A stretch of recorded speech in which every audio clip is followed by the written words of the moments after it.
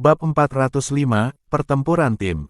Sungguh suatu kerugian. Sungguh suatu kerugian. Jika murid Luciaoran mampu melawan ahli alam dewa tertinggi, seberapa kuatkah Luciaoran? Mereka menderita kerugian besar kali ini.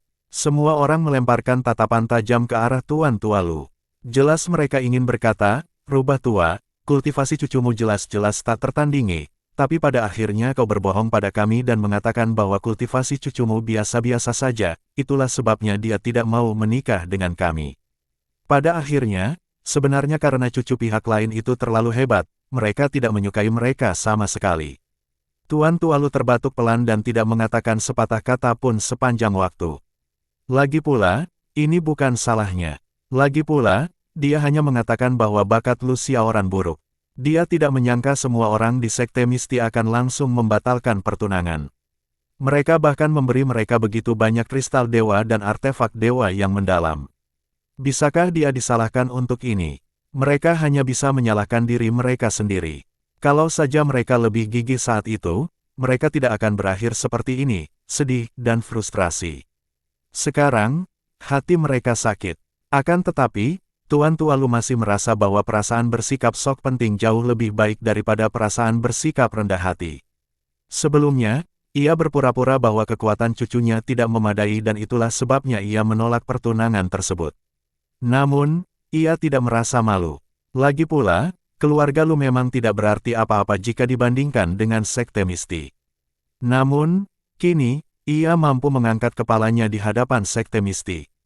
Ia merasa seolah-olah akhirnya buang air besar di toilet setelah menahannya sekian lama. Saat ini, ia akhirnya merasa lebih baik.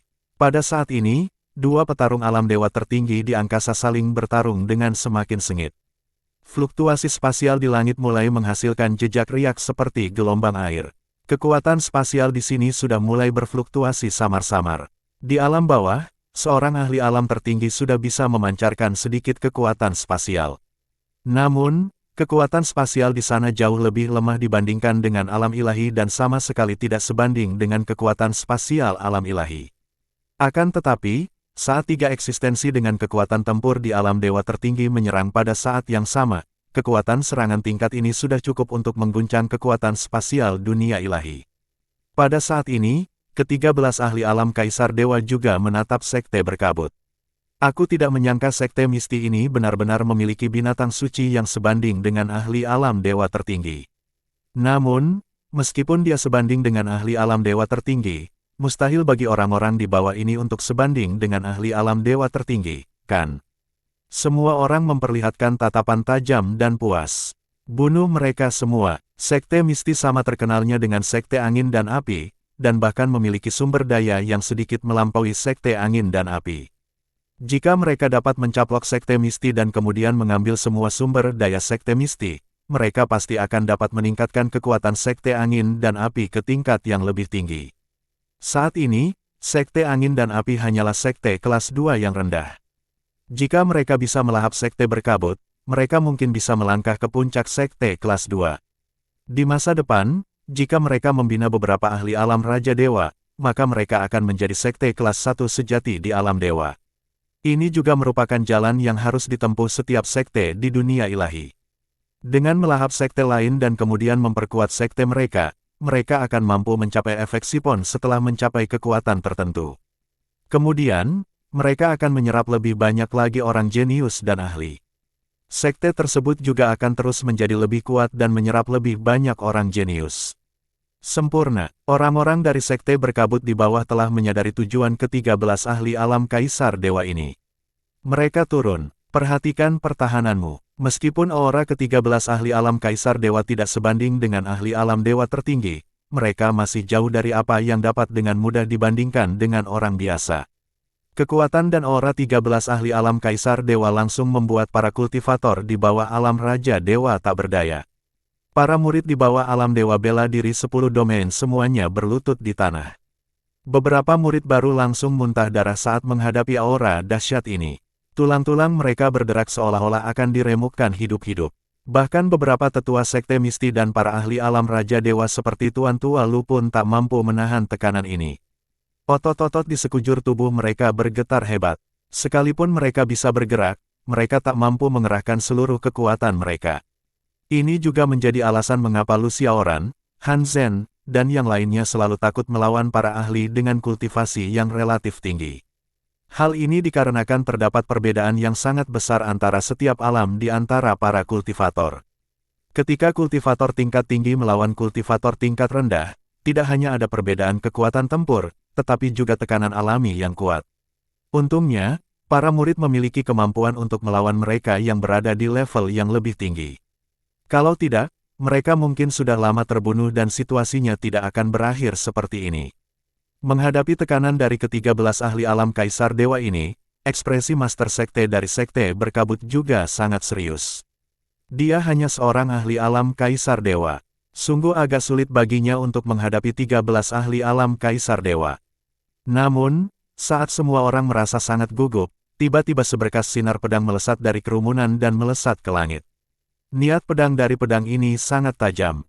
Ia menembus udara. Kemanapun ia lewat, kekuatan suci akan menghindarinya, memungkinkan niat pedang itu menyebar hingga 100.000 kaki sambil mempertahankan kekuatan puncaknya. Sinar pedang menyambar, seolah hendak membelah langit. Mata semua orang berbinar. Seketika, tekanan pada tubuh mereka tiba-tiba berkurang 10%. Pada saat ini, murid-murid Master Sekte Berkabut, para tetua alam Raja Dewa, dan Tuan Tua Lu menyipit, dan bulu kuduk mereka berdiri. Ini karena mereka melihat dengan jelas bahwa setelah sinar pedang menyambar, sinar itu langsung menebas tubuh salah satu ahli alam Kaisar Dewa, membelah tubuhnya menjadi dua. Bahkan jiwa dewa di belakangnya pun hancur berkeping-keping, lenyap sepenuhnya.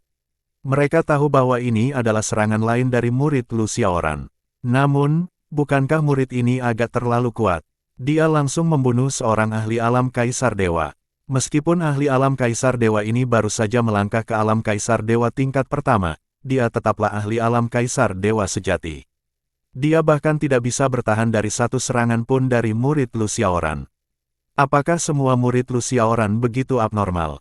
Lu Xiaochen terdiam sejenak sebelum berkata, "Kakek, katakan padaku, jika aku meminta Xiaoran untuk menerimaku sebagai muridnya, menurutmu apa yang akan dia katakan?" "Aku rasa dia tidak akan menerimamu." "Mengapa? Apakah menurutmu murid-murid yang diterima Xiaoran adalah orang biasa?" Bakat ketiga orang ini mungkin jauh di atas rata-rata orang. Meskipun dia berkata demikian, Tuan Tua Lu sebenarnya sudah berpikir dalam hatinya bahwa ketika dia kembali ke keluarga Lu, dia juga akan bertanya pada Xiaoran apakah dia masih menerima murid. Di depan orang lain, Xiaoran masih memanggilnya kakek. Di saat pribadi, ia bisa memanggil Xiaoran dengan sebutan guru. Sedangkan untuk rasa malunya, dia tidak ambil pusing sama sekali. Bukankah bagus memiliki kekuatan untuk melawan mereka yang levelnya lebih tinggi? Setelah membunuh seorang ahli alam Kaisar Dewa dengan satu pedang, Song Xinian melangkah maju. Ia memegang pedang panjang yang dalam dan melesat ke langit. Setelah mengalami keterkejutan awal, 12 ahli alam Kaisar Dewa Sekte Angin Api langsung murka. "Bajingan ini benar-benar membunuh salah satu tetua kita. Jangan biarkan dia pergi." Ke-12 ahli alam Kaisar Dewa menyerang pada saat yang sama, tekanan mereka mengguncang langit dan bumi. 12 jiwa dewa dengan warna berbeda jatuh dengan cepat seperti 12 meteor. Ke-12 ahli alam Kaisar Dewa ini hampir secara langsung menggunakan kekuatan penuh mereka tanpa menahan sedikit pun. Song Xinian melangkah maju dan menebas beberapa kali. Di belakangnya, jiwa dewa pedang panjang melayang. Pedang ini panjangnya 99 kaki 9 inci dan tidak terlihat sebesar jiwa dewa milik lawan. Ukurannya sama sekali tidak besar. Namun, aura yang mendominasi, membunuh, aura yang tajam, dan niat yang agung yang terpancar darinya tampaknya cukup untuk mendominasi dunia. Dengan bantuan peningkatan jiwa dewa, setiap gerakan pedang Song Xinian sangatlah luar biasa. Jiwa dewa memiliki aura yang memandang rendah dunia dan menebas segalanya. Setiap kali pedang itu menebas ke-12 ahli alam Kaisar Dewa, tubuh mereka benar-benar bergetar hebat, dan kecepatan mereka melambat. Aura ke-12 ahli alam Kaisar Dewa dibantai hingga kacau oleh Song Xinian berkali-kali. Kalau saja mereka bukan ahli alam Kaisar Dewa dan kecepatan pemulihan mereka kuat, formasi mereka pasti sudah lama kacau saat menghadapi niat pedang Song Xinian. Meski begitu, tidak mudah bagi ke-12 ahli alam Kaisar Dewa ini untuk menghadapi Song Xinian. Awalnya, jarak ratusan ribu meter seharusnya mudah mereka tempuh dalam sekejap. Namun, 10 detik penuh berlalu di sini.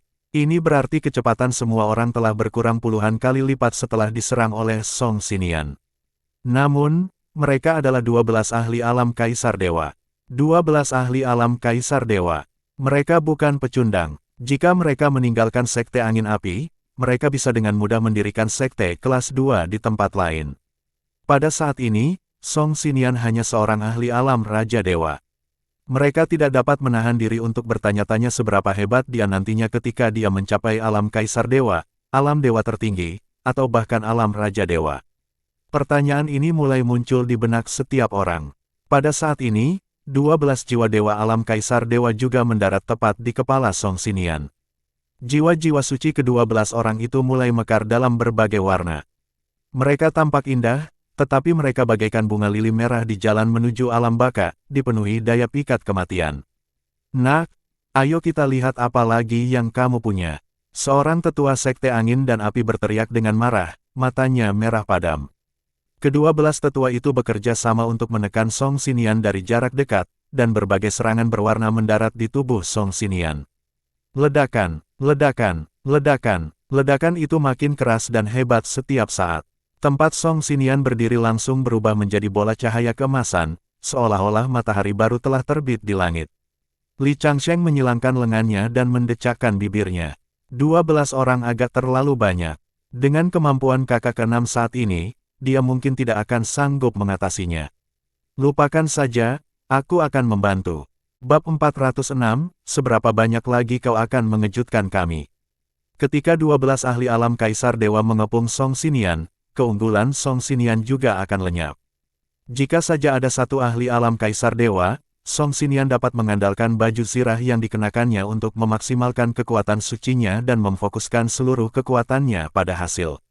Dengan peningkatan jiwa keilahiannya dan ketajaman serangannya, tidak sulit baginya untuk membunuh ahli alam Kaisar Dewa. Sekarang, ketika ke-12 ahli alam Kaisar Dewa mulai menyerang Song Xinian, Song Xinian tidak punya pilihan selain meninggalkan sebagian serangannya untuk bertahan. Kalau tidak, sekuat apapun serangannya, tetap tidak ada artinya kalau dia terbunuh dalam satu gerakan saja. Pada saat ini, kekuatan serangan Song Xinian telah berkurang setengahnya. Ia terutama menggunakan sinar pedang di tangannya untuk menerobos serangan lawan. Separuh kekuatannya yang lain digunakan untuk bertahan dari ledakan setelah menghancurkan serangan lawan. Setelah merasakan ancaman Song Xinian, ke-12 ahli alam Kaisar Dewa bertekad untuk membunuh Song Xinian sepenuhnya dan tidak berencana memberinya kesempatan bertahan hidup. Kedua belah pihak telah memperluas kekuatan mereka secara maksimal. Namun, saat pertempuran mencapai puncaknya, sebuah kecelakaan tiba-tiba terjadi. Lebih dari 1000 sinar pedang tiba-tiba melesat dari luar bola cahaya. Kekuatan sinar 1000 pedang ini sesungguhnya tidak kalah dengan sinar pedang yang ditebas Song Xinian saat ini. Meskipun tidak cukup untuk membunuh ahli alam Kaisar Dewa di tempat, tidak ada seorang pun yang yakin dapat menanggungnya dengan mudah. Oleh karena itu, semua orang tidak punya pilihan selain menyerahkan keuntungan mereka dan mundur untuk bertahan melawan sinar pedang ini. Ledakan, ledakan, ledakan. Sinar pedang itu bertabrakan dengan serangan semua orang dan membentuk bola cahaya kecil lain di sekitar bola cahaya keemasan yang tadinya sangat besar dan menyilaukan. Setiap bola berdiameter lebih dari beberapa ratus meter. Orang-orang dari Sekte Misti bersembunyi di tanah dan menyaksikan pertempuran ini. Jantung mereka berdebar kencang dan mereka sangat ketakutan. Inikah kekuatan murid Lu Xiaoran? Kalau saja ada satu saja, mereka masih bisa mengerti. Namun, ketiganya begitu kuat. Sungguh tak masuk akal. Ketika semua orang melihat pemandangan ini, mata mereka hampir memerah karena iri. Ini hanya murid Lu Xiaoran. Seberapa hebat Lu Xiaoran sendiri? Mereka semua tahu bahwa Lu Xiaoran paling banyak berusia 30-an. Usia alam ilahi berbeda dengan usia dunia fana. Di alam ilahi, dibandingkan dengan manusia biasa, tidaklah berlebihan jika dikatakan bahwa Lu Xiaoran adalah sebuah sel. Akan tetapi, bocah nakal seperti itu ternyata telah membesarkan 3 orang murid yang sanggup melawan 2 ahli alam dewa tertinggi dan 13 ahli alam Kaisar Dewa. Semua orang tak lagi berani membayangkan betapa hebatnya Lu Xiaoran. Ia bagaikan dewa bagi mereka, sama seperti mereka bagaikan dewa bagi manusia fana. Saat ini, Lu Xiaoran sudah cukup kuat untuk disebut abadi di hati mereka. Lu Xiaoran telah bangkit ke tingkat lain di hati mereka. Ketua Sekte Misti diam-diam tiba di hadapan Tuan Tualu. Tuan Tualu, apakah pertunangan antara Waner dan Xiaoran masih berlaku? Jika Xiaoran bersedia, semua orang di Sekte Misti kami bersedia menjadi muridnya. Wajah Tuan Tualu tak dapat menahan diri untuk tidak berkedut dengan ganas. Lucu sekali, dia sendiri masih berusaha membuat Lu Xiaoran menerimanya sebagai murid. Dia bahkan tidak tahu apakah Xiaoran akan setuju. Di sisi lain, pihak lain ingin membuat semua orang di sektenya menjadi murid Lu Xiaoran hanya karena pernikahan. Benar-benar kesepakatan yang menguntungkan, sungguh angan-angan belaka. Master Sekte, bagaimana kita bisa mengingkari janji kita? Xiaoran kita toh tidak ingin menikah. Lupakan saja, jangan bahas itu lagi. Wajah Master Sekte Misti menjadi gelap. Tuan Tualu, beri ruang untuk berdiskusi. Kau bisa mengajukan syaratmu. Bukannya kau tidak bisa mengajukan syarat, kan? Ini bukan soal syarat. Masalahnya, cucu saya ingin berkultivasi sepenuh hati dan tidak mau menikah sama sekali. Kalau begitu, tidak apa-apa kalau kita tidak menikah. Coba kau rekrut kami ke keluarga Lumu, lalu biarkan kami jadi murid Xiaoran. Kita sudah tidak mau Sekte Misti lagi. Bisakah kita ikuti Xiaoran saja? Tuan Tualu langsung terdiam. Orang ini agak gila. Demi menjadikan Xiaoran sebagai tuannya, dia malah mengatakan hal seperti itu. Dia bahkan tidak peduli dengan seluruh Sekte Misti. Namun, saat dia berpikir bahwa ini adalah cucunya dan bahwa dia begitu berkuasa dan menawan, dia merasakan kebahagiaan yang tak terlukiskan. Kalau begitu, aku akan membantumu bertanya padanya. Aku akan mengatakan ini dulu. Kau juga tahu kalau Xiaoran kita sangat kuat. Kalau bakatnya biasa saja, dia mungkin tidak akan menyukainya. Oleh karena itu, saya tidak dapat menjamin bahwa dia akan menerimanya. Jangan khawatir, jangan khawatir. Aku tahu apa yang akan terjadi. Melihat tidak ada seorang pun di sekitar, Ketua Sekte Misti diam-diam memberikan cincin penyimpanan kepada Tuan Tualu. Tuan Tua, ada 200 juta kristal ilahi kelas atas di sini. Itu adalah sumber daya yang telah saya kumpulkan selama bertahun-tahun. Saya juga tahu bahwa mungkin tidak realistis bagi semua orang di seluruh Sekte Misti untuk diterima sebagai murid. Namun, bisakah saya masuk dan menerima Xiaoran? Oh tidak, Tuan Muda Lu, sebagai guru saya. Kau kakek kandung Tuan Muda Lu. Kau pasti bisa memastikan aku masuk, kan? Kelopak mata Tuan Tua Lu berkedut. Master Sekte Li, apa kau mencoba memancingku melakukan kesalahan? Sekalipun Xiaoran cucu kandungku, aku tidak bisa melakukan ini, kan? Sebagai kakek kandungnya, aku tidak bisa membiarkan orang luar menipunya. Bagaimana mungkin aku melakukan hal yang tidak manusiawi seperti itu? Setelah masalah ini selesai, aku masih punya 500 juta kristal dewa kelas atas untuk dipersembahkan. Sudut mulut Tuan Tualu berkedut keras sebelum dia terbatuk ringan. Bukan tidak mungkin. Lagi pula, kamu, anakku, dan ayah Xiaoran sudah berteman baik selama bertahun-tahun. Kurasa meskipun Xiaoran tidak menghormatiku, dia tetap harus menghormati mendiang ayahnya, kan? Terima kasih, Tuan Tualu. Tidak masalah, serahkan saja padaku. Keduanya saling memandang dan tersenyum sebelum melanjutkan menonton pertempuran di langit. Sebenarnya tindakan Ketua Sekte Misti tidaklah berlebihan. Meskipun dia adalah Master Sekte Misti Sek, level Misti Sek yang sebenarnya juga terbatas. Sekalipun dia berkultivasi sampai mati seumur hidupnya, mustahil baginya untuk maju lebih jauh. Kultivasinya paling tinggi hanya di alam dewa tertinggi. Lagi pula, ini hanya mungkin jika ada cukup banyak kesempatan dan kebetulan. Jika tidak, alam Kaisar Dewa mungkin menjadi batas terakhirnya. Tentu saja, dia ingin melampaui itu. Sebagai seorang kultivator, siapa yang tidak memiliki impian menjadi abadi? Jika dia tidak bisa menjadi abadi, apa gunanya berkultivasi? Dulu, ia tak berani memikirkannya karena sejak zaman dahulu, hanya pendiri Sekte Misti yang telah mencapai alam Dewa Raja. Namun, pendiri itu tetaplah bukan makhluk abadi. Sekarang, setelah melihat murid Lu Xiaoran, dia merasa memiliki harapan. Oleh karena itu, apapun yang terjadi, dia harus memikirkan cara untuk menjadi murid Lu Xiaoran. Menatap pertempuran di langit, mata Master Sekte Misti Sek menampakkan keinginan yang amat dalam. Di langit, Li Changsheng menggunakan pedang Dao Tai untuk melepaskan penindasan dan pengepungan 12 ahli alam Kaisar Dewa di Song Xinian. Detik berikutnya, Ia menebas sinar pedang hijau tua yang mengejutkan. Itulah kekuatan teknik abadi, seni pedang teratai biru. Pedang itu jatuh, dan sinar pedang itu sangat cepat. Ia merobek awan tebal di langit dan mendarat di atas seorang ahli alam kaisar dewa. Di tempat itu, ahli alam kaisar dewa dan jiwa dewa di belakangnya langsung hancur tanpa ampun, berubah menjadi debu. Pada saat kematiannya, dia bahkan tidak sempat berteriak. Tidak, rekannya meraung marah padanya. Bajingan, aku akan membunuhmu. Tanpa diduga, tepat saat dia selesai berbicara, sebuah suara dingin terdengar di telinganya. Kamu tidak punya kualifikasi untuk membunuhnya. Penatua Wang, di belakangmu. Rekannya memperingatkan pada waktunya, tetapi karena tergesa-gesa, dia sudah terlambat untuk bertahan. Pada saat berikutnya, dia melihat seberkas sinar pedang yang lebih cepat dari kilat menyambar di antara kedua matanya. Sebelum rasa sakit itu menyebar, seluruh kesadarannya menjadi gelap pada detik berikutnya. Dalam sekejap, Song Xinian telah membunuh dua ahli alam kaisar dewa berturut-turut. Penampilan Li Changsheng dan Song Xinian mengejutkan semua orang. Bukan hanya Sekte Misti, keluarga Lu, dan orang-orang dari Sekte Angin Api.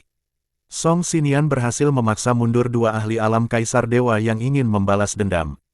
Ia menggunakan langkah kekacauan kekosongan besar dan tiba di belakang ahli alam kaisar dewa lainnya, menebas 3 kali berturut-turut.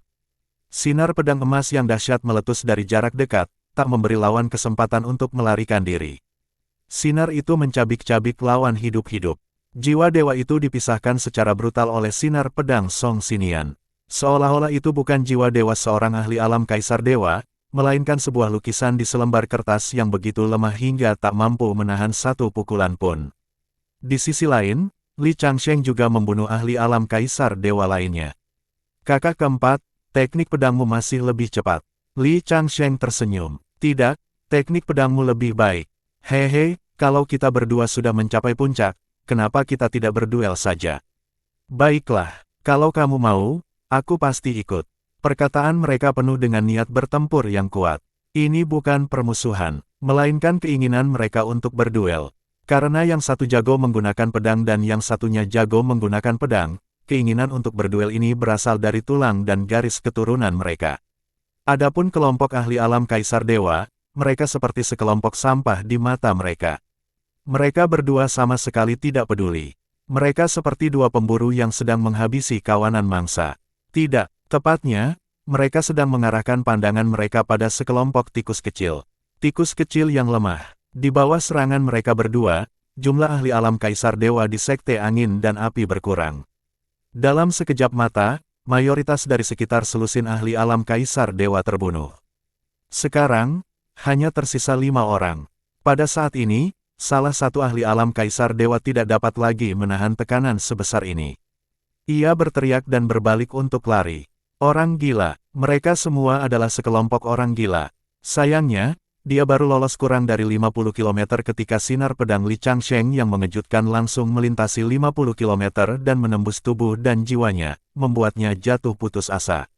Apakah kamu meminta izin kepadaku untuk melarikan diri? Prioritas utama sekte tanpa nama adalah bersikap kejam.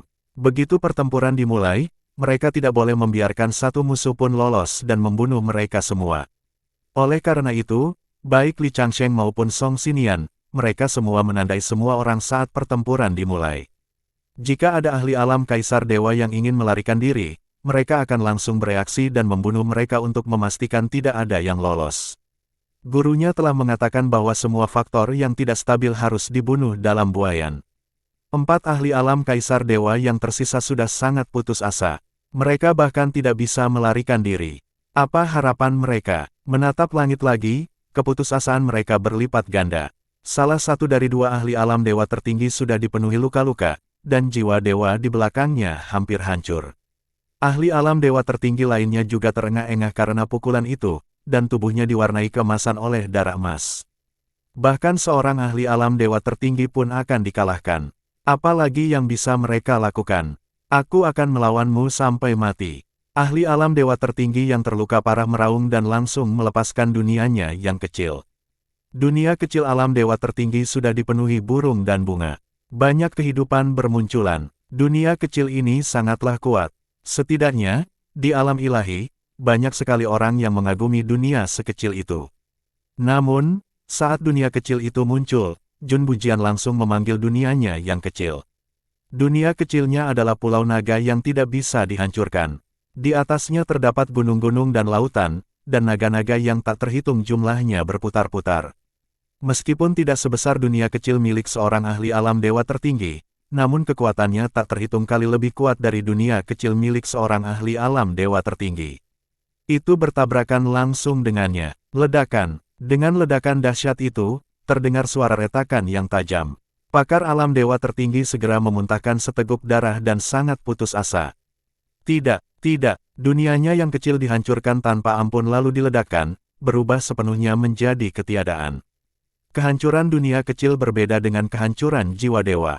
Kehancuran jiwa dewa mungkin hanya akan melumpuhkan kultivasi seseorang. Namun, kehancuran dunia kecil akan menghancurkan pihak lain selamanya.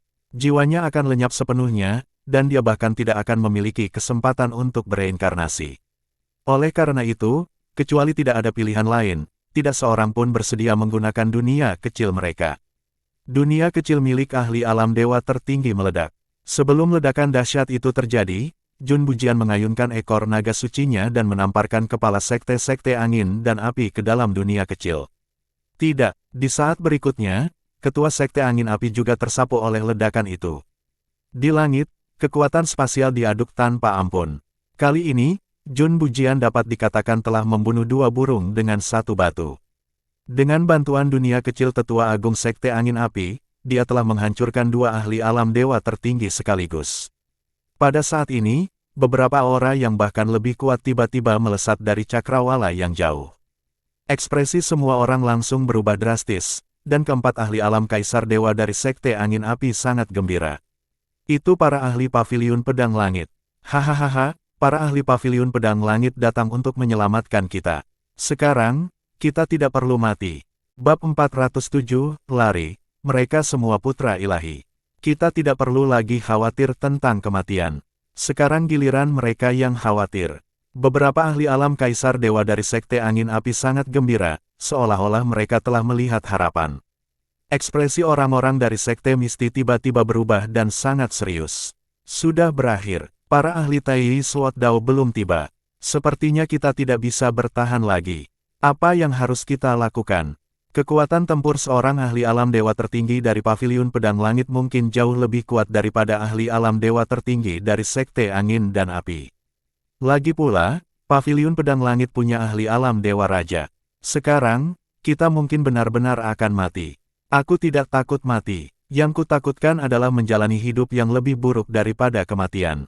Namun, pada saat ini, beberapa aura lain tiba-tiba terbang dengan cepat dari arah lain.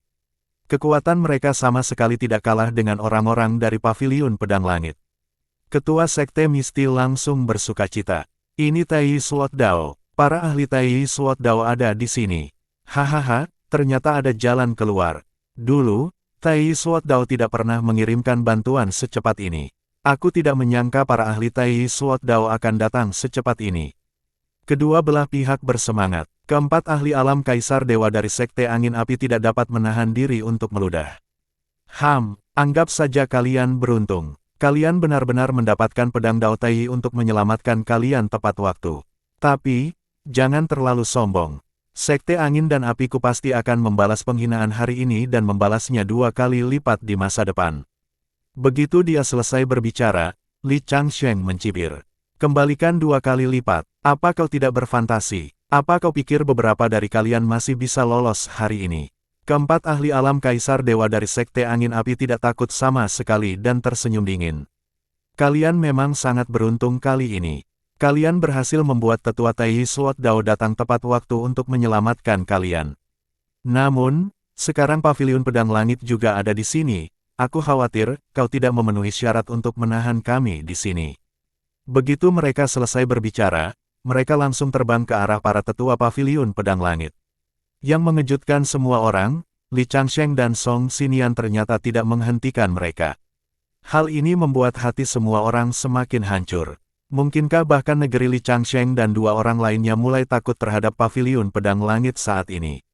4 ahli alam kaisar dewa dari Sekte Angin Api dengan cepat tiba di depan beberapa ahli alam dewa tertinggi dari Paviliun Pedang Langit dan langsung berlutut seperti 4 penjilat. Salam, para senior Paviliun Pedang Surga. Beberapa ahli alam dewa tertinggi di Paviliun Pedang Langit memandang mereka dengan acuh tak acuh. Pria yang relatif tua yang berdiri di depan berkata perlahan, kami sedang berpatroli di sekitar sini dan menemukan bahwa ketua Sekte Angin Api dan Tetua Agung telah meninggal pada saat yang bersamaan. Karena itu, kami datang untuk menyelidiki apa yang terjadi. Keempatnya segera menjawab, Senior, bajingan dari Sekte Misti itulah yang membunuh pemimpin Sekte dan Tetua Agung kita. Beberapa di antara mereka tidak dapat menahan diri untuk tidak sedikit mengerutkan kening. Sekte Misti sama kuatnya dengan Sekte Angin dan Apimu. Bagaimana mereka bisa membunuh ketua sekte dan tetua agung Sekte Angin dan Apimu? Mereka telah memanggil 3 ahli untuk membantu mereka. Kultivasi mereka sangat kuat. Mereka jelas berada di alam Raja Dewa, tetapi mereka sebenarnya bisa membunuh musuh di tingkat yang lebih tinggi dan membunuh ketua sekte dan tetua agung kita. Oh, begitukah? Aku tidak menyangka Sekte Misti yang kecil ini masih memiliki harimau berjongkok dan naga tersembunyi. Kalau begitu, kita ingin melihat siapa saja ahli Sekte Misti. Sekte Kabut adalah cabang dari Dao Pedang Tai. Jika beberapa jenius muncul di Sekte Kabut dan diserap oleh Dao Pedang Tai, itu akan menjadi masalah besar bagi Paviliun Pedang Langit di masa depan. Paviliun Golok Langit dan Dao Pedang Tai adalah musuh sekaligus sahabat. Jika mereka memiliki musuh yang sama, tentu saja mereka akan menjadi musuh. Namun, jika tidak ada musuh eksternal, mereka tidak akan bersikap sopan satu sama lain. Mereka akan memanfaatkan satu sama lain sebisa mungkin. Persis seperti pasangan muda di ranjang yang akan berusaha keras untuk mengalahkan satu sama lain. Jika Paviliun Pedang Langit dapat memanfaatkan kesempatan untuk menghancurkan pihak lain, mereka pasti tidak akan menahan diri. Memikirkan hal ini, beberapa dari mereka segera mengarahkan aura mereka ke arah Sekte Misti. Beraninya Sekte Misti menyerang dan membunuh murid-murid Sekte Putri Paviliun Pedang Langit kita. Apa kau tidak meremehkan Paviliun Pedang Langit kita? Orang-orang dari Sekte Misti segera merasakan tekanan di hati mereka, dan esensi darah mereka ditekan sampai mereka tidak dapat bersirkulasi secara berlebihan. Namun, tepat saat Luo selesai berbicara, orang-orang dari Tai Sword Dao telah tiba. Kalian benar-benar menunjukkan kekuatan yang mengesankan. Beberapa ahli alam dewa tertinggi dari Paviliun Pedang Langit mendengus pada para tetua Tai Sword Dao. Masalah ini antara Paviliun Pedang Langit kita dan Sekte Misti. Sekte Misti yang pertama kali bersalah dan membunuh murid-murid Sekte Angin dan Api. Wajar jika Paviliun Pedang Langit kita meminta penjelasan. Tidakkah kau pikir terlalu berlebihan jika pedang Tai Daomu ikut campur saat ini? Bukankah kata-katamu agak terlalu kasar? Mungkinkah karena murid-murid Paviliun Pedang Langitmu adalah manusia, murid-murid Dao Pedang Tai kami bukan? Alasan mengapa para murid sekte berkabut membunuh ketua sekte Angin dan Api masih belum diketahui. Sekalipun kita tahu, seharusnya keputusan tetap berada di tangan Dao Pedang Tai kita. Kapan giliran Paviliun Pedang Langitmu memerintah kita? Kenapa? Mungkinkah pedang Tai Daomu benar-benar ingin ikut campur dalam masalah ini? Apa kau tidak takut diinterogasi oleh Paviliun Pedang Langit kami? Saat mereka berbicara, para tetua Paviliun Pedang Langit sudah mulai menekan pihak lain dengan aura mereka. Ancaman itu sudah jelas. Namun, pedang Tai Dao tidak tergerak sama sekali. Ia mendengus dan langsung membalas. Apakah kamu pikir aku takut padamu? Melihat kedua belah pihak sedang geram dan siap bertarung, tiba-tiba terdengar suara yang amat sumbang dari bawah. Penatuakin, kau benar-benar pandai berpura-pura. Mendengar suara ini, tubuh orang-orang dari Paviliun Pedang Langit tiba-tiba bergetar. Keempat ahli alam kaisar dewa dari Sekte Angin dan Api tidak menyadari keanehan mereka. Setelah mendengar suara ini, mereka menunjuk Song Xinian di bawah dan meraung. Itu dia, para tetua, dialah yang membunuh beberapa tetua Sekte Angin dan Api kita. Para tetua, kalian tidak boleh membiarkan bocah ini lolos. Kalian harus mencabik-cabiknya. Tidak, kalian tidak hanya harus mencabik-cabiknya, lebih baik kalian menyiksanya dulu dan memotong-motongnya 10.000 kali. Lalu, kalian harus membakar tulang-tulangnya dan menebarkan abunya. Potong dagingnya sepotong demi sepotong, lalu beri dia garam. Beritahu dia apa artinya menjalani hidup yang lebih buruk daripada kematian. Mereka berempat hanya peduli untuk melampiaskan ketidaksenangan di hati mereka dan sama sekali mengabaikan ekspresi dingin dan buruk rupa para tetua paviliun pedang langit. Tepat ketika orang keempat hendak berbicara, sebelum ia sempat berbicara, seorang ahli alam dewa tertinggi tiba-tiba menyerang. Ia meninju jantung lawannya, langsung menghancurkan tulang dadanya, dan dadanya runtuh tanpa ampun. Itu langsung membunuhnya di tempat. Mata orang itu melotot karena reaksi yang luar biasa ini. Ia seperti ikan mati, tragis dan menggelikan. Tiga ahli alam kaisar dewa yang tersisa dari sekte angin dan api juga gemetar tak terkendali. Mereka tercengang dan sama sekali tidak tahu apa yang sedang terjadi. Tepat ketika mereka hendak bertanya mengapa para ahli alam dewa tertinggi dari paviliun pedang langit melakukan ini, beberapa ahli alam dewa tertinggi dari paviliun pedang langit sudah buru-buru menjatuhkan mereka. Kemudian, mereka segera tiba di samping Song Xinian dan membungkuk dalam-dalam kepadanya serempak. Salam, Putra Ilahi. Kami tidak tahu engkau ada di sini. Mohon maaf atas kekasaran kami. Pada saat ini, seluruh dunia terdiam sepenuhnya. Baik orang-orang dari Sekte Misti maupun keluarga Lu, mereka semua sangat terkejut. Bahkan beberapa ahli alam kaisar dewa dari Sekte Angin dan Api tidak peduli dengan darah mereka yang melonjak akibat hantaman ahli alam dewa tertinggi. Mereka semua tercengang dan langsung membatu di tempat. Pada saat ini, pikiran mereka semua sama. Song Xinian adalah putra dewa paviliun pedang langit. Bagaimana ini mungkin? Bagaimana dia bisa menjadi putra dewa paviliun pedang langit? Bukankah dia murid Lu Xiaoran? Lagi pula, bukankah putra dewa paviliun pedang langit merupakan sosok yang amat disegani? Song Xinian, bagaimana bisa Song Xinian menjadi? Meneguk. Salah satu dari mereka menelan ludah dan tak kuasa menahan diri untuk bertanya dengan hati-hati, "Senior, apa kalian salah? Dia bukan putra dewa paviliun pedang langit. Mereka murid dari seseorang bernama Lu Xiaoran." Orang-orang dari paviliun pedang langit berbalik dan saling menatap dengan dingin. Salah satu ahli alam dewa tertinggi segera mengayunkan pedangnya. Sinar pedang dilepaskan dan langsung menebas ahli alam kaisar dewa sekte angin api menjadi dua.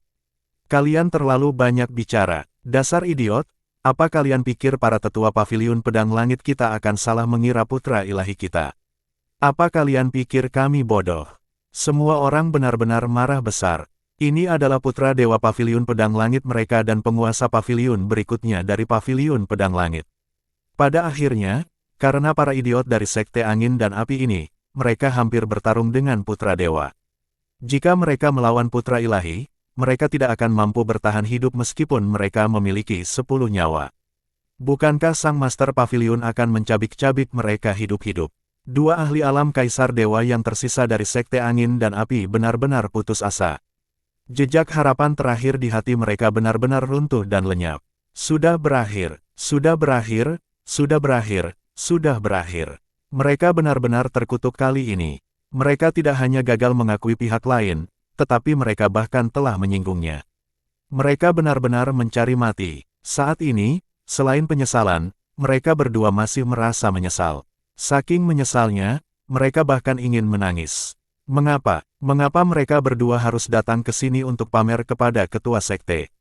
Kalau mereka tidak datang, bukankah mereka tidak akan menemui hal seperti ini? Kalaupun mereka mengalami hal seperti itu, kalau saja mereka berdua lebih waspada dan berpura-pura mati secepat mungkin, mereka tidak akan berakhir dalam kesulitan ini. Orang-orang dari Tai Sword Dao langsung tidak dapat menahan tawa. "Puff, Saudara Qin, kalian benar-benar hebat. Murid yang kau lindungi tadi benar-benar menghajar putra ilahimu sendiri. Bahkan, dia ingin kau menguliti putra ilahimu hidup-hidup dan membakar tulang-tulangnya. Hahaha, ini mungkin lelucon terlucu di seluruh dunia ilahi. Mungkinkah putra dewa paviliun pedang surgawimu ini adalah bantal bersulam? Kau sebenarnya sudah lama tidak mengenalinya. Jika paviliun pedang langitmu tidak memiliki putra dewa yang kau inginkan, kau bisa memohon pada Dao Pedang Tai kami. Kami akan memberimu putra dewa yang pasti akan melampaui putra dewa ini 10.000 kali lipat." Namun, saat mereka tengah mengejek, sebuah suara yang sangat familiar terdengar di telinga mereka. Lucu sekali ia menertawakan orang lain. Inikah kualitas seorang tetua di Tai Sword Daoku? Bab 408, Melangkah ke Alam Raja Dewa. Begitu suara ini terdengar, hati orang-orang dari Sekte Misti langsung menegang. Apakah Li Changsheng gila? Mengapa dia harus pergi dan memprovokasi Tai Suot Dao? Apakah ada kesalahan? Satu gelombang belum mereda, tetapi gelombang lain telah muncul. Bisakah mereka berhenti? Apakah segelintir dari mereka suka menimbulkan masalah? Sekalipun Song Xinian adalah putra Dewa Paviliun Pedang Langit, mereka tidak perlu begitu sombong, kan? Jika mereka benar-benar membuat marah pihak lain dan melawan, mereka pasti akan menderita lagi. Akan tetapi, tak seorang pun menyadari ekspresi kaku di wajah orang-orang dari Tai Suot Dao. Tak lama kemudian, semua orang maju dan tiba di depan Li Changsheng. Salam, Putra Ilahi. Suasana kembali hening mencekam. Semua orang tak lagi ingat berapa kali mereka telah terhanyut dalam keheningan mencekam hari ini. Namun, setiap saat, itu berarti semua orang sangat terkejut. Murid Lu Xiaoran sebenarnya adalah putra Dewa Pedang Tai Dao. Hari ini, mereka pertama kali mengetahui bahwa murid-murid Lu Xiaoran dapat membunuh musuh pada tingkat yang lebih tinggi. Kemudian, mereka mengetahui bahwa murid-murid Lu Xiaoran memiliki beberapa identitas. Satu adalah putra Dewa Paviliun Pedang Langit dan yang lainnya adalah putra Dewa Dao Pedang Tai. Orang-orang ini sudah sangat hebat, tetapi mereka masih ingin menjadi murid Lu Xiaoran. Pada saat ini, kekuatan semua orang terhadap Lu Xiaoran meningkat satu tingkat lagi. Seperti apakah keberadaan Lu Xiaoran? Bagaimana dia bisa memiliki murid seperti itu? Ketiga murid ini pasti yang terkuat, kan? Mustahil ada murid yang lebih kuat dari ketiganya. Namun, meski begitu, ketiganya sudah cukup. Baik dari segi kekuatan maupun status, mereka bertiga sudah cukup membuat Lu Xiaoran bangga sepanjang sisa hidupnya. Dengan murid-murid seperti itu, apalagi yang bisa ia minta dalam hidupnya? Berikutnya, seperti yang diharapkan, Li Changsheng dan Song Xinian keduanya menegur orang yang lebih tua dari mereka. Para tetua di kedua belah pihak hanya bisa mendengarkan dengan patuh. Mau bagaimana lagi? Lagi pula, kedua putra dewa ini memiliki bakat dan kekuatan terbaik dalam puluhan ribu tahun terakhir. Mereka berdua memiliki status yang sangat luar biasa di Tai Suot Dao dan Paviliun Pedang Langit.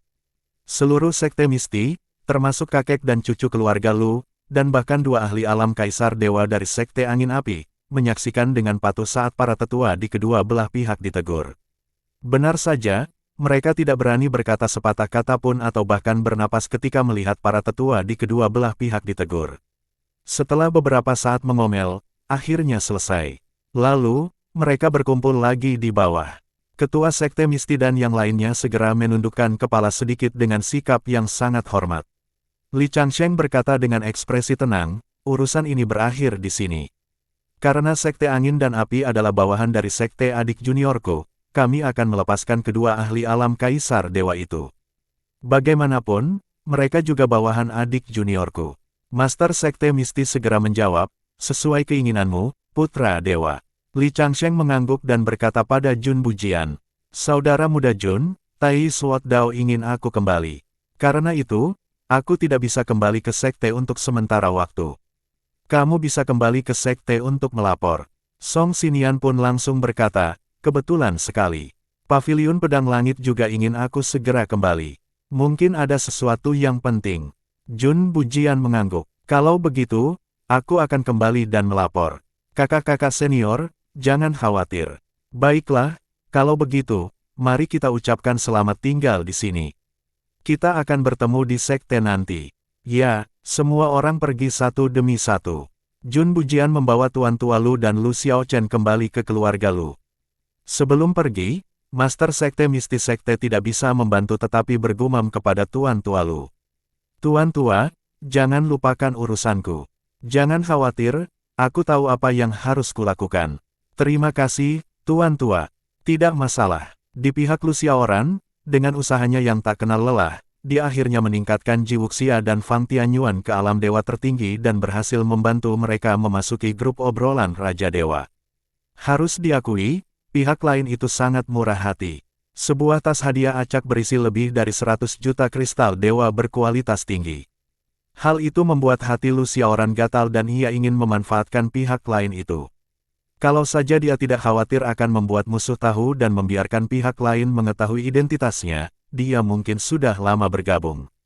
Kultivasi Lige juga meningkat ke tingkat ke-7 alam dewa tertinggi. Su Lingwu yang tersisa hanya selangkah lagi untuk menjadi ahli alam dewa tertinggi. Jiang Taixuan juga telah mencapai alam kaisar dewa. Hanya kultivasi Zhuge Ziqiong yang masih agak rendah. Saat ini, ia baru saja mencapai puncak alam dewa pertempuran 1000 domain dan masih jauh dari menjadi ahli alam raja dewa. Namun, ia tak bisa berbuat apa-apa. Hal ini terjadi karena sebelumnya ia pernah ditangkap dan dipenjara oleh Sekte Buddha. Untuk waktu yang lama, ia tak hanya tak memiliki kesempatan untuk berkultivasi, tetapi tubuhnya juga telah terkikis oleh Dharma Buddha. Pada saat ini, selain Zhuge Ziqiong, murid yang paling lemah adalah Li Changsheng, Jun Bujian, dan Song Xinian. Namun, dengan bantuan orang-orang ini, Lu Xiaoran akhirnya berhasil melangkah ke alam Dewa Raja. Ini sudah merupakan puncak keberadaan di dunia ilahi, dan ini juga memungkinkan Lu Xiaoran untuk memiliki pemahaman yang lebih dalam tentang alam dewa. Ketika manusia fana berkultivasi, mereka menempat tubuh dan jiwa mereka. Di atas alam dewa, mereka mengolah jiwa ilahi dan dunia kecil mereka. Setelah itu, mereka akan lebih menyempurnakan keunikan mereka dan melepaskan dengan sempurna kekuatan yang tertanam di kedalaman jiwa mereka. Ketika mereka melepaskan karakteristiknya hingga batas maksimal dan mengolahnya hingga sempurna, langkah selanjutnya adalah menjadi abadi. Dengan kata lain, mereka secara resmi akan menjadi budak surga Dao dan dikendalikan oleh surga Dao. Itu juga cukup menggelikan. Manusia mengira bahwa dengan bercocok tanam, mereka dapat hidup selamanya dan bebas dari kekhawatiran di 3 dunia. Namun pada kenyataannya, semakin tinggi tingkat kultivasi seseorang, semakin terkendali pula mereka. Jika kultivasi seseorang tidak memadai, surga Dao akan memandang rendah mereka dan tidak mau repot-repot mengendalikan mereka. Lu Xiaoran akhirnya mengerti apa yang dikatakan Wang Kai sebelumnya. Dao langit sendiri belum matang. Ia masih jauh dari mencapai level Pangu. Oleh karena itu, meskipun berhasil dengan Hong Jun, ia tetap tidak dapat mengendalikan 3 dunia dengan mudah. Oleh karena itu, ia hanya dapat memilih untuk mengendalikan eksistensi dengan tingkat kultivasi di atas alam abadi dan menguasai kekuatan tempur tingkat tinggi terlebih dahulu. Kemudian, mereka akan menciptakan orang-orang hebat untuk menjarah dan mengejar Lu Xiaoran. Ini dapat digunakan sebagai asuransi ganda. Pertama, jika Lu Xiaoran dapat ditangkap di alam bawah atau alam ilahi, masalah dapat dihindari. Kedua, meskipun ia tidak dapat menangkapnya di alam bawah atau alam ilahi, ia tidak perlu takut. Ini karena bagaimanapun juga, Lu Xiaoran akan berkultivasi ke alam abadi. Selama ia berkultivasi ke alam abadi, ia dapat dikendalikan oleh pihak lain. Pada akhirnya, ia tetap tidak akan bisa lepas dari telapak tangannya. Apapun yang terjadi, ia akan menang. Sayangnya, ia tidak pernah menganggap Lu Xiaoran memiliki Wang Kai. Wang Kai telah memberinya dunia esensi, yang memungkinkannya untuk sepenuhnya lepas dari kendali Dao Langit dan berkelana di luar 3 dunia. Ini memberi Lu Xiaoran kesempatan untuk melawan Dao Langit. Adapun sekolah Jie, visi keseluruhan Tongtian terlalu dangkal. Dia hanya mengira bahwa Lu Xiaoran telah diciptakan olehnya dan mungkin melanggar hukum Dao Surga, jadi dia ingin Lu Xiaoran menghindari Dao Surga. Terlebih lagi, dia telah meminta Lu Xiaoran untuk meningkatkan kekuatannya dengan membunuh para jagoan.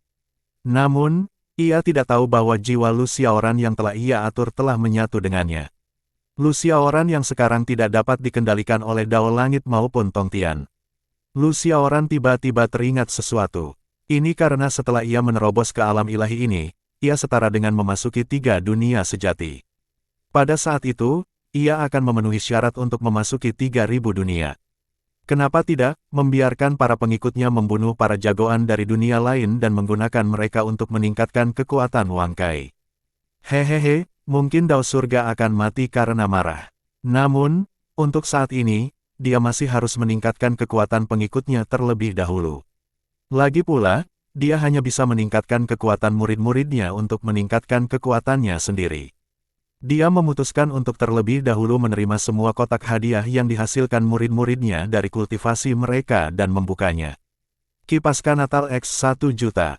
Hadiah pertama yang ia terima sudah cukup baik, yaitu 100 juta kipas Natal. Kini, semua senjata para murid telah diamankan. Cukup bagi mereka semua untuk ditingkatkan menjadi harta kardinal pasca Natal. Pada saat itu, setiap orang akan memiliki harta karun pasca Natal. Mereka tidak akan takut bahkan jika mereka pergi ke alam abadi. Lagi pula, Mustahil bagi para dewa di dunia abadi untuk memiliki harta pasca natal, bukan? Harta roh pasca natal, zirah alam semesta awan ungu X1. Peralatan pertahanan harta roh pasca natal tidaklah buruk. Harta roh pasca natal, mutiara penenang laut X1. Harta roh pasca natal, Azure Cloud Cauldron X1. Harta roh pasca natal, botol pemurnian X1. Benar, pada dasarnya, semuanya adalah harta roh pasca natal. Baru-baru ini, dengan bantuan Hanzen, Wang Kai telah menelan 2 sistem dan menjadi lebih kuat. Sekarang, semua ganjarannya adalah harta roh pasca natal. Artefak suci yang mendalam, Great Ring Saber X1. Lu Xiaoran, ini keterlaluan, Wang Kai. Aku baru saja memujimu dalam hati, tapi dalam sekejap mata, kau memberiku sepotong sampah. Wang Cai, Tuan, ini dunia ilahi. Wajar jika artefak ilahi yang mendalam muncul sesekali. Pikirkanlah, sistem lain memberikan artefak ilahi yang mendalam sebagai hadiah setelah menyelesaikan misi. Di sisi lain, saya hanya memberimu satu sesekali. Jangan terlalu pilih-pilih. Wow, kamu benar. Lain kali kalau aku mandi, bisakah kamu tidak bersembunyi di tubuhku dan melihatku mandi? Wang Cai, batuk-batuk. Tuan, tunggu sebentar. Saya akan mengambil kotak hadiahnya dulu. Setelah beberapa saat, Lu Xiaoran membukanya lagi. Conateki X10. Lu Xiaoran menyipitkan matanya. Lumayan, lumayan. Ini lumayan. Wang Kai memang seorang tua yang cabul. Soal mandi, hehehe, dia selalu menggunakan kekuatan sucinya untuk mengibaskan debu di tubuhnya. Dia bahkan tidak berkeringat. Dia wangi setiap hari, jadi bagaimana mungkin dia mandi? Soal mandi, hehehe, dia selalu menggunakan kekuatan sucinya untuk mengibaskan debu di tubuhnya. Dia bahkan tidak berkeringat. Dia wangi setiap hari, jadi bagaimana mungkin dia mandi? Di sisi lain, Song Xinian juga kembali ke paviliun pedang surga di bawah pimpinan beberapa tetua. Salam, Putra Ilahi. Tuan Putra Ilahi telah kembali. Untuk sesaat, banyak murid mulai bersemangat. Adapun Song Xinian, dia meletakkan tangannya di belakang punggungnya sepanjang waktu dan mengangguk sedikit sebagai jawaban dengan ekspresi tenang, seolah-olah dia adalah pejabat pemerintah yang memimpin inspeksi pedesaan. Dengan cara ini, ia tiba di aula paviliun pedang langit. Sebelum beberapa ahli alam dewa tertinggi sempat melapor, selubung merah melesat keluar dari aula paviliun pedang langit dan menyapu Song Xinian ke dalam aula paviliun pedang langit. Kemudian, pintu ditutup, membuat para tetua saling berpandangan. Bab 409, apakah kamu ingin mati? Sialan kau tidak kembali setelah pergi. Aku sangat merindukanmu. Aku tidak keluar untuk main-main. Aku sibuk dengan hal-hal serius. Aku tidak ingin membicarakan hal serius sekarang. Aku hanya ingin membicarakan hal pribadi denganmu sekarang. Kenapa ikat pinggangmu begitu sulit dibuka? Hehehe, bajuku memang mengesankan. Kelihatannya seperti baju, tapi sebenarnya artefak suci yang luar biasa. Hei, jangan sobek, nanti rusak. Beberapa tetua di luar pintu tak kuasa menahan diri untuk tidak tersipu ketika mendengar suara dari aula. Mereka terbatuk pelan, lalu pergi. Kakak kelima, kamu minum. Aku punya anggur 10 tahun yang berkualitas tinggi. Begitukah? Kalau begitu aku harus pergi dan mencicipinya. Keributan di aula tidak menghilang saat semua orang pergi. Malah, mereka menjadi semakin kurang ajar.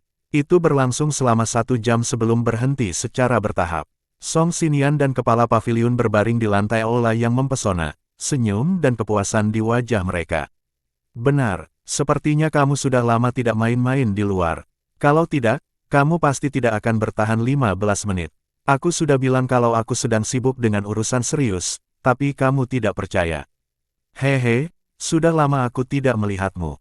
Jangan marah. Melihat sang master paviliun berbaring di lengannya dan bersikap genit, Song Xinian tak dapat menahan desahan dalam hatinya. Sekalipun dia kuat dan berwibawa, dia tetap saja seperti gadis kecil di hadapannya. Pada saat ini, dia berbicara lagi, ngomong-ngomong, aku juga punya sesuatu yang serius untuk diceritakan kepadamu. Ya, silakan. Baru-baru ini aku bergabung dengan grup aneh bernama Grup Obrolan Raja Dewa. Ketua grup ini punya kemampuan dan keberuntungan yang luar biasa. Setidaknya dia seorang ahli abadi. Oh, menarik. Apakah kamu tidak terkejut? Tidak apa-apa. Di dunia yang luas ini, ada banyak hal aneh. Bukankah ini normal? Kau benar-benar berpikiran terbuka. Kau bahkan bisa menerima hal seperti itu. Pantas saja kau memahami teknik pedang paviliun pedang langit begitu cepat. Setelah jeda, dia melanjutkan, alasan mengapa aku memintamu kembali kali ini adalah untuk membantumu meningkatkan kultivasimu secara signifikan dan kemudian meningkatkan kultivasimu ke alam dewa tertinggi dalam waktu sesingkat mungkin. Ini karena setelah mencapai alam dewa tertinggi, kalian bisa bergabung dengan grup obrolan Raja Dewa. Setelah bergabung dengan grup ini, baik sumber daya maupun teknik kultivasi, hal-hal yang kalian terima akan berkali-kali lipat lebih baik daripada yang ada di paviliun pedang langit. Mungkin, kalian dan aku bisa berkultivasi ke alam abadi dalam waktu sesingkat mungkin. Terserah, aku nggak peduli. Song Xinian mendapat perlindungan Lu Xiaoran dan sama sekali tidak peduli dengan apa yang disebut grup obrolan Raja Dewa itu. Gurunya begitu kuat dan merupakan seorang santo yang bermartabat. Bahkan orang bodoh pun tahu bahwa seorang santo lebih kuat daripada seorang abadi. Aku serius, pihak lain itu sangat kuat. Jangan anggap remeh. Baiklah, aku mengerti. Ya, lebih tepatnya begitu. Baru-baru ini, kelompok ini memiliki misi untuk membunuh makhluk bernama Lu Xiaoran. Konon setelah membunuh makhluk ini, akan ada hadiah yang sangat besar. Mereka bahkan mungkin bisa langsung naik ke alam abadi. Apa yang kau bicarakan? Membunuh siapa? Lu Xiaoran. Master Paviliun mengedipkan mata besarnya dan menatap Song Xinian dengan bingung. Ada apa? Kau mau mati? Kau tahu siapa Lu Xiaoran? Lu Xiaoran adalah guruku. Lu Xiaoran adalah gurumu. Benar. Kalau pihak lain itu Lu Xiaoran, bukankah kau akan memintaku membunuh tuanku? Kau bisa saja membunuhku. Sayang, jangan marah. Aku tidak tahu tentang ini. Kukira kau tidak kenal Lu Xiaoran. Karena dia gurumu, aku tidak akan membunuhnya. Aku akan menyerah saja pada misi ini. Cek, menyerah. Kalau tidak menyerah, kau akan mati. Kau tahu seperti apa keberadaan tuanku. Tuanku seorang Sein, pihak lain hanyalah makhluk abadi, tapi dia masih ingin membunuh tuanku. Dia hanya melebih-lebihkan dirinya sendiri dan mencari kematian. Sang Master Paviliun tidak dapat menahan diri untuk tidak mengerutkan kening. Orang suci, kau bercanda. Tuanmu seorang suci. Apa kau tertipu? Eksistensi macam apa itu orang suci? Kata-kata mereka bisa menggerakkan dunia dan mengubah langit. Bagaimana mungkin tuanmu seorang suci? Aku tertipu. Aku cuma bilang. Bahkan aku tak bisa membayangkan betapa hebatnya guruku. Tahukah kau teknik kultivasi apa yang sedang kulatih sekarang? Itu teknik abadi. Kakak-kakak seniorku semua mengolah teknik abadi. Pil abadi itu seperti permen bagi kami. Kami tidak makan apapun selain telur goreng dan telur rebus setiap hari. Ini semua telur binatang abadi, loh. Kakak-kakak senior, adik-adik, dan adik-adik juniorku semuanya punya kekuatan untuk membunuh musuh di level yang lebih tinggi. Kakak tertuaku hanya ahli alam dewa tertinggi, tapi dia bahkan bisa membunuh ahli alam dewa raja sekarang. Lagi pula, ada eksistensi yang disebut hot shot di dunia ini. Eksistensi seperti itu tidak bisa dibunuh apapun yang terjadi. Sekalipun dia hanya pion kecil paviliun pedang langit, dia masih cukup kuat untuk membunuhmu dalam setahun atau lebih. Namun, tuanku dapat membunuh penembak jitu seperti itu dengan satu tebasan. Apakah kamu pikir aku bercanda denganmu? Petik 2. Sangat kuat. Master Paviliun Pedang Langit membelalakkan matanya karena tak percaya. Awalnya ia mengira grup obrolan Dewa Raja sudah sangat kuat di dunia ini.